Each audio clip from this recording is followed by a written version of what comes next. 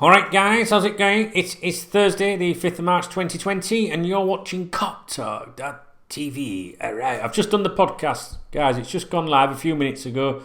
KopTalk podcast, if you search for it on your podcast apps and whatnot. There's a bit of a roundup in there today, some good emails and stuff. I enjoyed today's, it was pretty good. About 45 minutes long, I think. Loris Karius, lads, I feel sorry for that boy after everything that happened in that cup final. He's and then he's had some major relationship problems, and oh dear. I feel for the kid because I think he's a nice enough lad, but at the end of the day, he's not good enough. I'm afraid he's not good enough. I thought this from the first time I saw him. I never liked him as a player. Not as a player, that makes it sound like as an individual. I just mean his performances. I didn't rate him. There you go. I do waffle on sometimes, don't I? The latest thing in the Turkish media is that Karius is blaming the Turkish floodlight system at stadiums, saying that that's impairing his vision and that's why he's making mistakes. That's what's being claimed.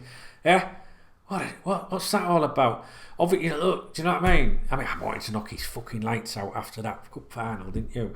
Oh, but I felt bad because he was crying and everything, but I don't know. Look, take away the fact that Loris Karius might not be a very good goalkeeper, but if you want to entertain the suggestion that the floodlights in Turkey are affecting his performances, could that be related to the concussion that he sustained in the European Champions League final? Now you're going to say, I'm not saying that. The media are suggesting that. They're saying that maybe he's got some wrong with his bonds. As a result, bonds is a great word. I love that. It's not a word that you're not allowed to say, is it? I hope so.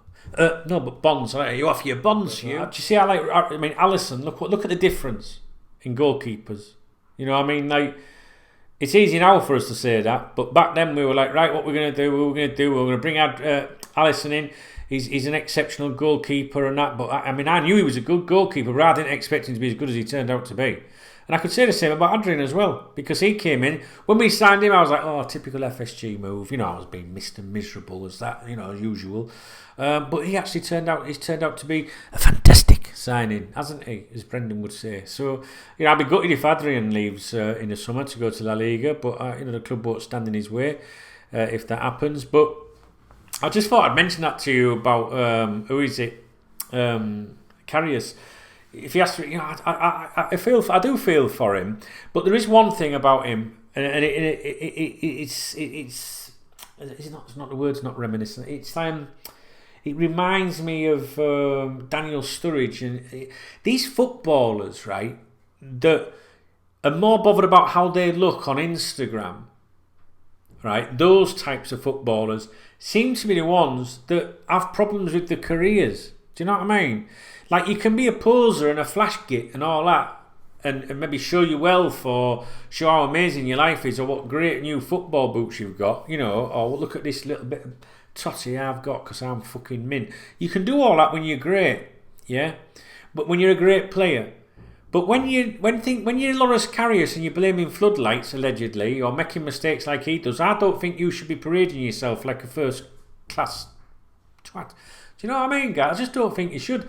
And I remember one summer, the other year, before Lucas left us, you had your usual suspects on Instagram giving it fucking large. Look at me in the club and all that, right? Not the club, football club. I mean, like, in the club, don't matter. Right, and I remember seeing, so they're all out partying, your usual suspects. Even Lovren, there's another one. Lovren, Karius, Sturridge, all while at Liverpool, right, giving it large on Instagram. Yet they were the most frustrating ones of the fucking in the squad. Do you get the point I'm making? And then there was Lucas. He was putting stuff on his Instagram of him training in just running around the field, exercising. Now Daniel Sturridge did some videos like that, right, on his Instagram before when he left Liverpool, but they weren't they didn't seem natural. It was more like a come and get me kind of thing, like, oh, look how brilliant I am, because they were all professionally made, like as if someone was going and action. Do you know what I mean? That didn't look right, did it? But you know what I'm saying? Don't worry, you won't see my cum face.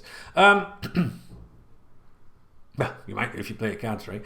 But what I mean is, you know, in contrast, there's Lucas running around the pitch, pulling like fucking a couple of tyres behind his back and that, and a bit like Rocky Balboa and that, and someone's just filming it, like, you know, like, hey, do us a film, just film that for a minute.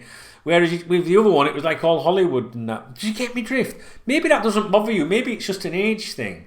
Maybe it's an age thing. When I was 15, 16, I'd love to have seen Ian Rush and John Barnes on Instagram and been able to follow them and like them and leave comments, hoping they'd maybe even just see my comment. You know, so I get the interaction. That's not a problem. What I'm saying is, when you are underperforming, or maybe not at your best, or when there is a lot of frustration around you, they're the one, you know, don't go on there giving it large.